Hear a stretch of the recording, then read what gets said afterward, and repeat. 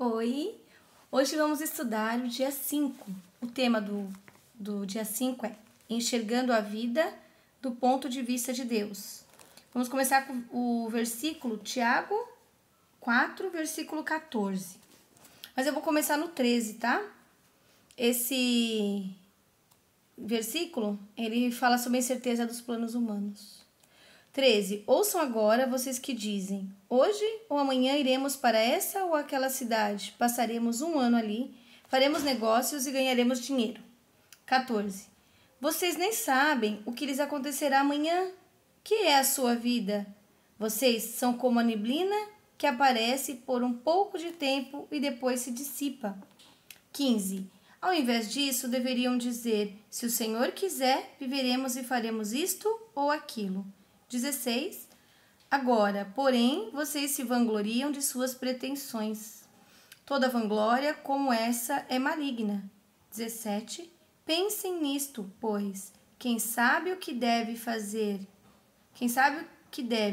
o bem e não o faz, comete pecado.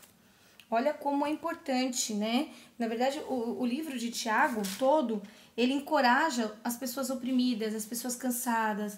Ele mostra que a fé é colocada em ação. A gente tem que colocar a fé em ação, né? Crer no Senhor, crer nos propósitos. Na realidade, ali está mostrando que a vida é feita através da vontade de Deus. Nós sabemos o que é fazer o bem, qual é o bem, o que é certo, o que é correto, e a gente faz o mal, nós estamos cometendo pecado, tá bom?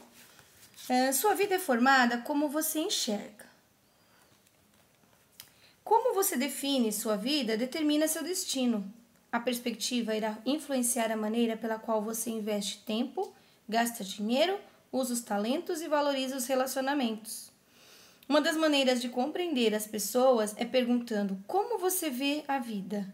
E dessa forma descobrirá que existem tantas respostas diferentes quanto existem pessoas. Qual sua visão de vida? Você pode estar fundamentando a vida numa metáfora defeituosa. Para cumprir os propósitos para os quais Deus o criou, será necessário desafiar a sabedoria popular, substituindo por metáforas bíblicas da vida. Na Bíblia diz: não vivam como vivem as pessoas do mundo, mas deixem que Deus os transforme por meio de uma completa mudança da mente de vocês. Assim vocês conhecerão a vontade de Deus. Romanos 12, 2. Fala sobre a renovação da nossa mente. Como é que a gente renova a mente? Eu acho que eu já falei em alguns vídeos anteriores. Lendo a palavra, participando de cultos, escutando pregações, escutando louvores, orando, né? Tudo isso, fazendo devocional logo, né? De manhã, que eu acho que a hora essencial seria no começo do dia para começar bem alimentado. Então, tudo isso nos leva a uma proximidade de Deus. E estando próximo de Deus, a gente consegue renovar nossa mente e entender nosso propósito de vida. Esse é o segredo, né? Essa é a base. A Bíblia oferece 3 metáforas que nos ensinam a visão que Deus tem de vida. A vida é um teste, é uma incumbência de confiança, é uma atribuição temporária. Essas ideias são os fundamentos da vida dirigida por propósitos. Estudaremos os 2 primeiros nesse capítulo, que é a vida é um teste e é uma incumbência de confiança. Tá? E esses fundamentos nos ajudam a ter uma vida dirigida por esses propósitos. A vida na Terra é um teste. Essa metáfora da vida é vista nas histórias relatadas por toda a Bíblia. Toda a Bíblia tem muitas metáforas, né?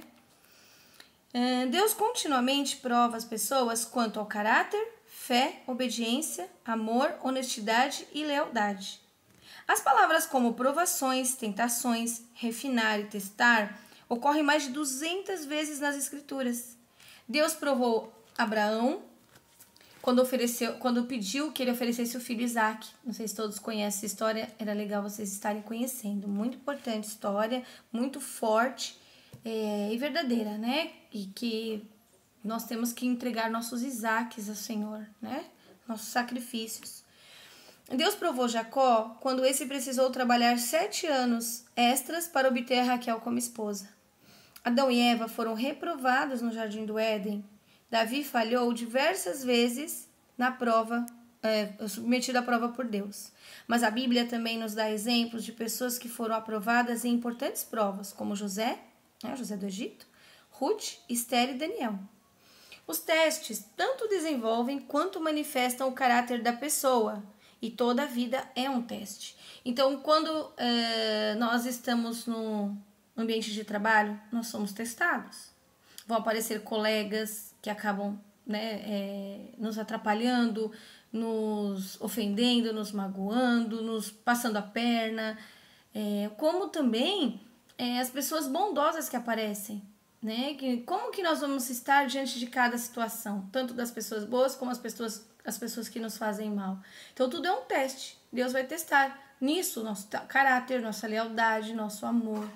De repente, alguém no trabalho fala assim: nossa, olha que fácil, vamos pegar aqui, ó, o patrão não tá vendo.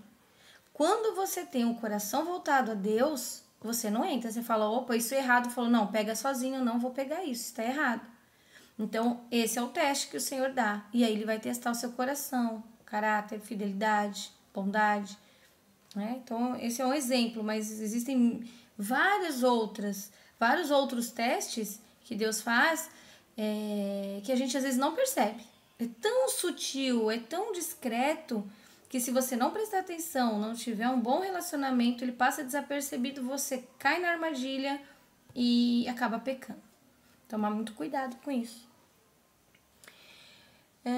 Deus observa até a mais simples ação, como quando você abre uma porta para alguém, pega o lixo que foi jogado no chão, quando é educado com um balconista, uma garçonete.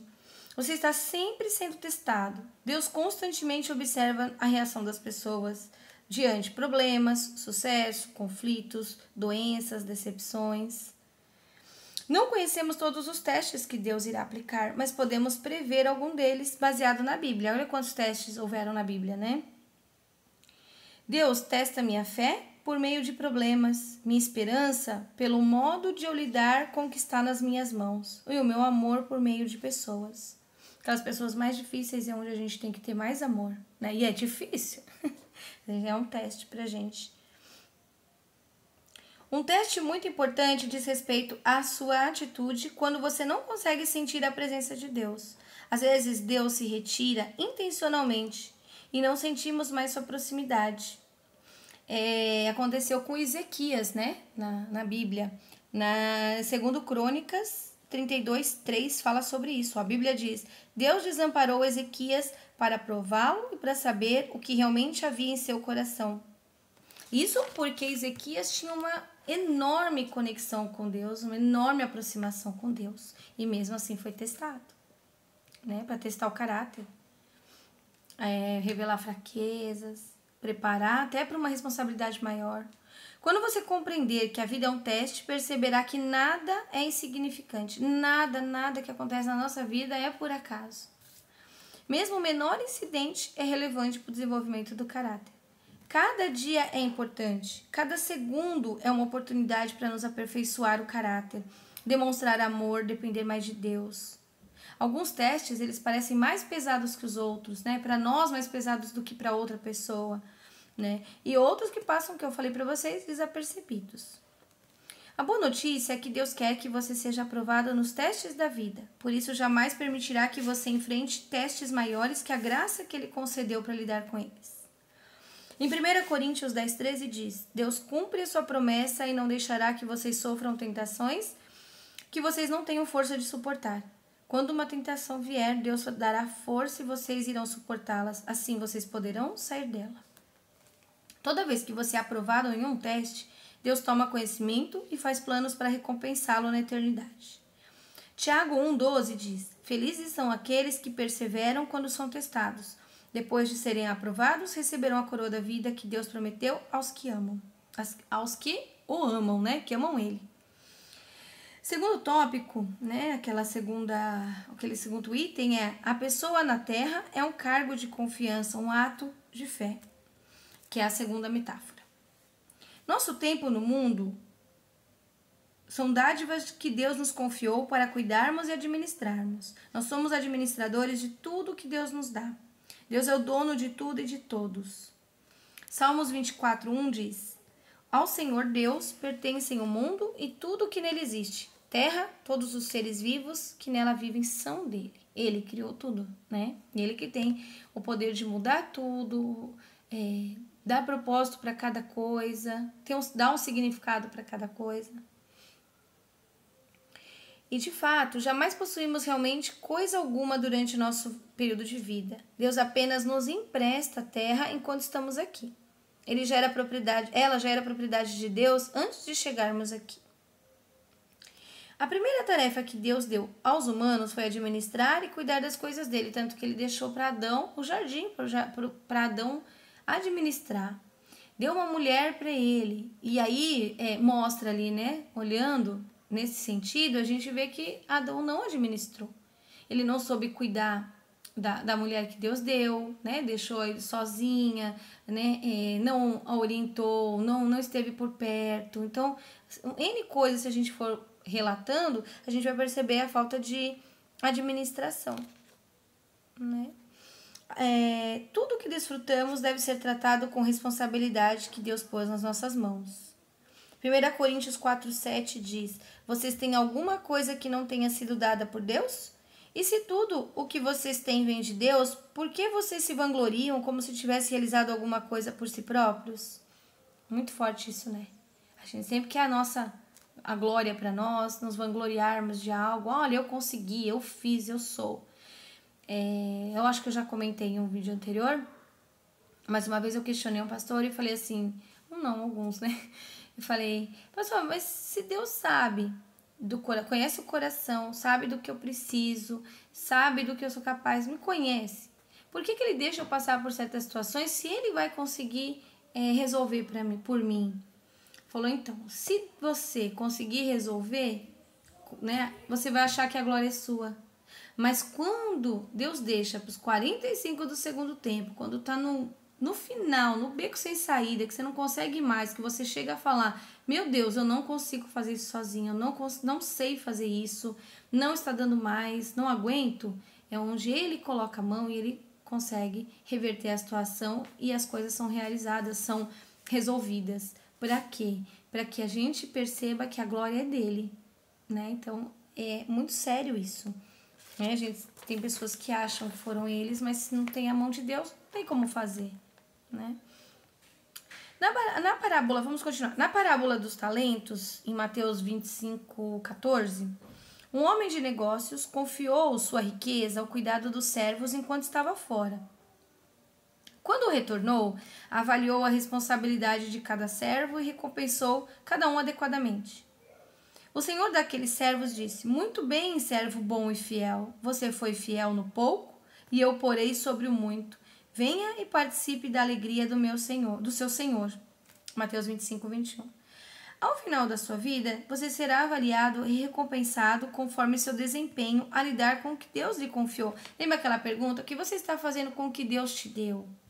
Então aqui, lendo a parábola dos talentos, vocês vão entender isso.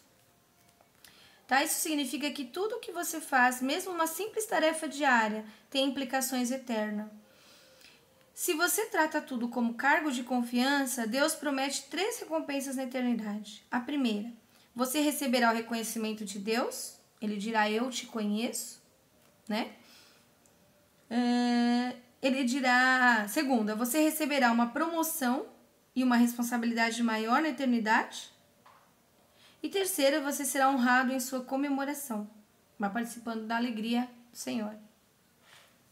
Essa é uma verdade fundamental, né, que está em Lucas 16:11. A Bíblia diz, se vocês forem indignos de confiança em relação às riquezas do mundo, quem lhes confiará as verdadeiras riquezas celestiais? Nessa verdade aqui, Deus diz que há um relacionamento direto entre as formas de eu utilizar meu dinheiro e a qualidade da minha vida espiritual. Sempre colocando a vida espiritual em primeiro lugar, o dinheiro depois. Não é errado ter dinheiro, não é errado ser rico, não é errado. O errado é como você administra esse dinheiro. Se você está colocando o dinheiro como um Deus na sua vida, né? Sendo escravo do dinheiro, isso sim é errado, tá? A forma de você administrar seu dinheiro está pedindo a Deus de fazer mais em sua vida? Podem ser confiadas a você as riquezas espirituais? Jesus disse: a quem muito foi dado, muito será exigido, e a quem muito foi confiado, muito mais será pedido. Lucas 12, 48. A vida é um teste, um cargo de confiança, e quanto mais Deus lhe dá, mais responsável Ele espera que você seja. Né? Muito forte, muito legal esse texto. Esse dia foi uma bênção, que foi mais ou menos uma reflexão até dos outros dias, né? Se vocês pararem para pensar. E nas atividades de hoje, ó, pensando no meu propósito de vida, o tema da reflexão é: a vida é um teste e um cargo de confiança. O versículo para memorizar: quem é fiel nas coisas pequenas, também será nas grandes. Lucas 16, 10. Tome muito cuidado, que às vezes a gente está num serviço e aí começa a achar que está ganhando pouco, que está trabalhando muito. Sejam fiéis ao pouco, né? Permaneçam, persistam, porque Deus coloca a gente no muito depois, né? Nos dá grandes coisas. Pergunta para meditar: o que me aconteceu recentemente que agora percebo ter sido um teste de Deus? Quais tarefas mais importantes que Deus me confiou? Novamente as perguntas. O que me aconteceu recentemente que agora percebo ter sido um teste de Deus? E quais as tarefas mais importantes que Deus me confiou? Com relação à questão de trabalho que eu falei, né, do pouco, não é que vocês têm que se sujeitar a ganhar pouco, trabalhar muito, não é isso. É que de repente você está num local, serviço, na escola, onde for, né, mesmo dentro de casa, e você acha que está sobrecarregado, está fazendo muito, está ganhando pouco. Ah, vou trocar. Às vezes você vai trocar 6 por meia dúzia, você vai para um outro local, vai mudar a situação, vai mudar o local só de onde está, e o problema vai permanecer. Vai encontrar novamente esses problemas, porque tem que permanecer. Orar, ver se é do Senhor, se vale a pena, prós e contras. Às vezes é melhor pouco com Deus do que muito e você não ter paz. Né? Isso também serve de reflexão pra gente. Tá bom? Então foi isso. Hoje ficamos aqui com o dia 5 e até amanhã. Fiquem com Deus.